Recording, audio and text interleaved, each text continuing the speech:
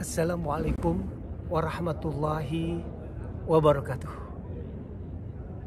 Alhamdulillah wassalatu wassalam ala rasulillah, amma ba'du. Pemirsa, Bapak dan Ibu yang dihormati oleh Allah Subhanahu wa taala. Alhamdulillah, puji dan syukur kita panjatkan kehadirat Allah Subhanahu wa taala. Pagi waktu duha di dalam Masjid Nabawi Madinah Al-Munawwarah, saya berada di sini dalam rangkaian ibadah ziarah ke makam baginda Rasulullah Sallallahu Alaihi Wasallam.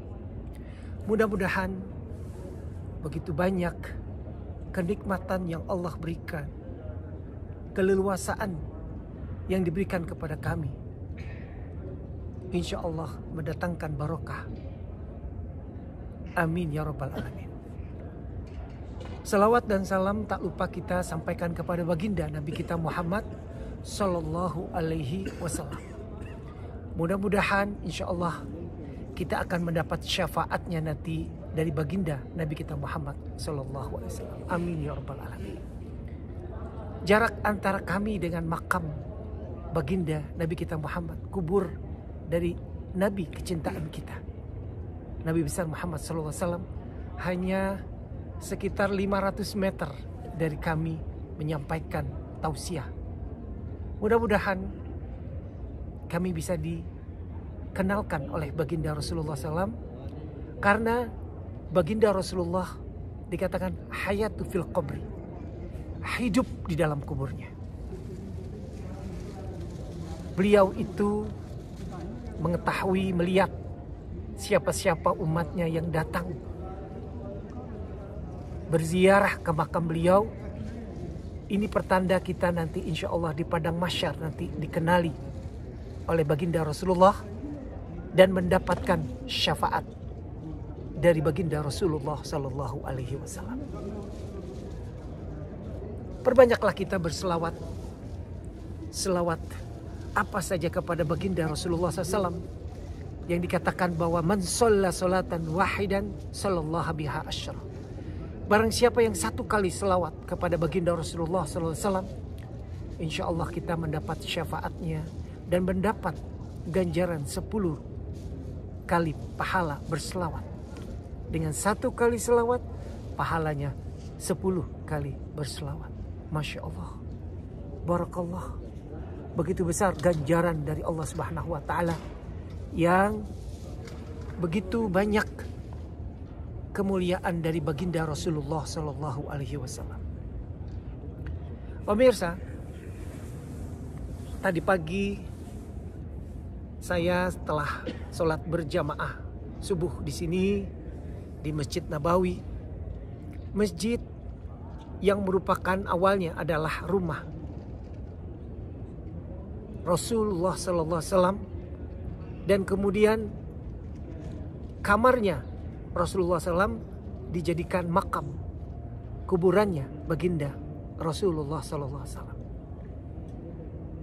Kita diperintahkan untuk berziarah ke Masjid Nabawi, masjid yang merupakan masjid salah satu yang teristimewa di dalam Islam.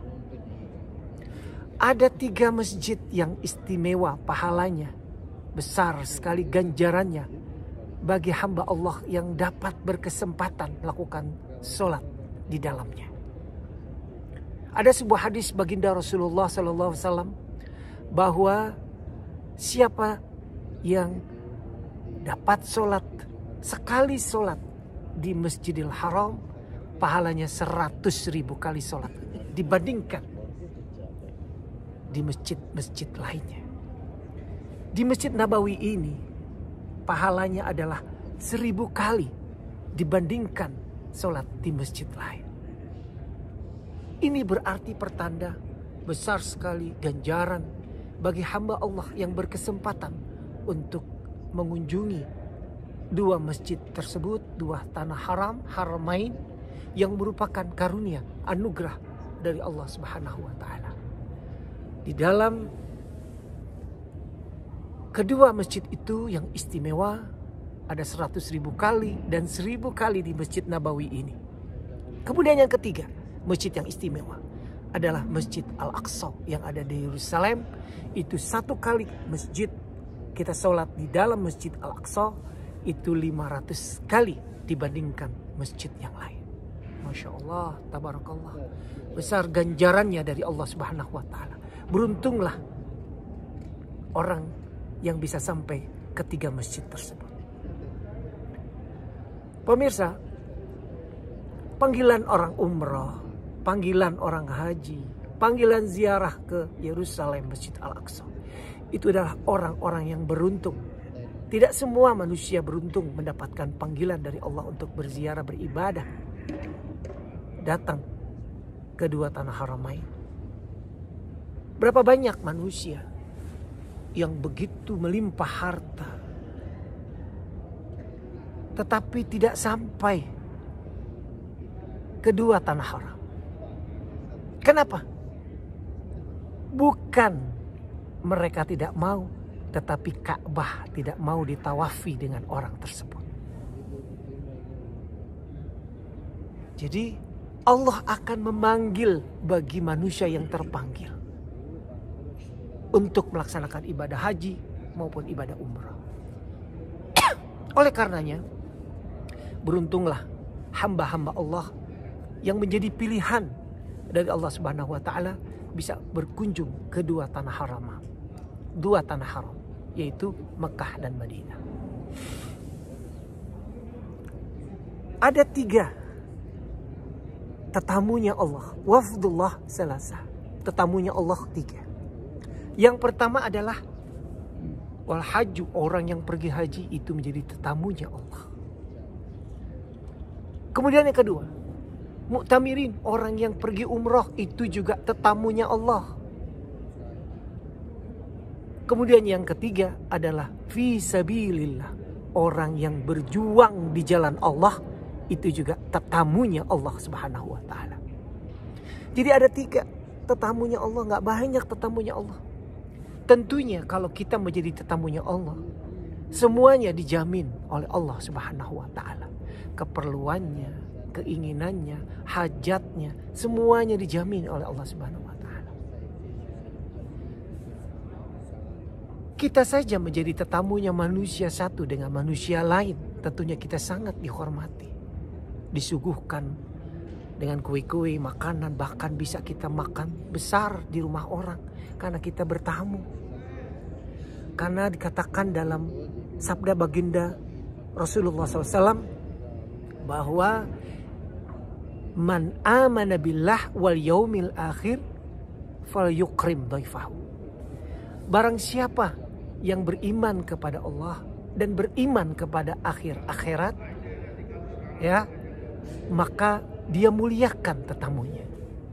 Jadi kita diperintahkan oleh baginda Rasul untuk memuliakan tetamu kita. Siapa saja, tidak mengenal derajat tamunya. Apakah itu orang kaya, apakah itu pejabat, apakah itu istimewa. Semua sama, apakah orang itu miskin, apakah itu orang kaya, semua sama. Ya, itu kita dihormati. Apalagi kita menjadi tetamunya Allah Subhanahu wa Ta'ala.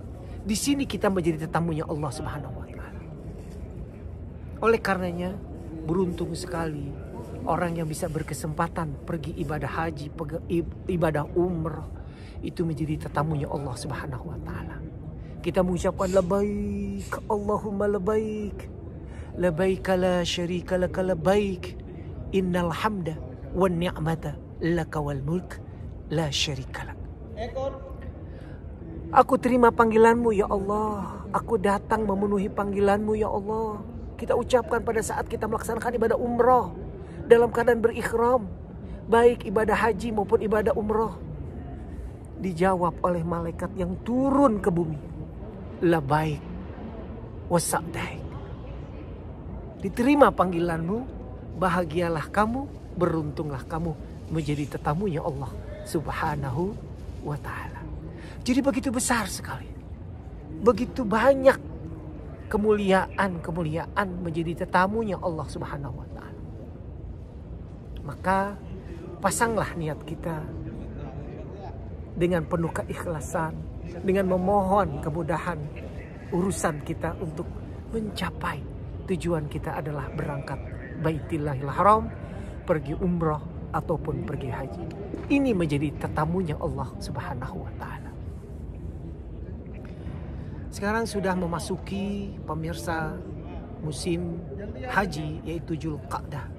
Jadi banyak manusia dari penjuru dunia berduyun-duyun datang memenuhi panggilan Allah, labbaik Allahumma labbaik, untuk datang menunggu waktu ibadah haji pada tanggal 9 Zulhijjah yang akan datang. Mereka berbondong dari segala penjuru dunia. Perintah Allah untuk menunaikan ibadah haji, ibadah umrah sudah jelas, wa atimul hajja wal umrata lillah. Assalamualaikum. Assalamualaikum. Jadi inilah yang perlu disampaikan untuk memberikan kemuliaan dan keutamaan Haji. Pemirsa, alhamdulillah wa syukurillah, ceramah singkat di dalam Masjid Nabawi telah kami sampaikan. Mudah-mudahan insya Allah besar manfaatnya buat kita semua. Dan insya Allah yang menonton video ini mudah-mudahan insya Allah dapat berkesempatan berziarah di Masjid Nabawi Madinah Al-Munawwarah. Mudah-mudahan insya Allah besar manfaatnya. Billahi taufiq wal hidayah.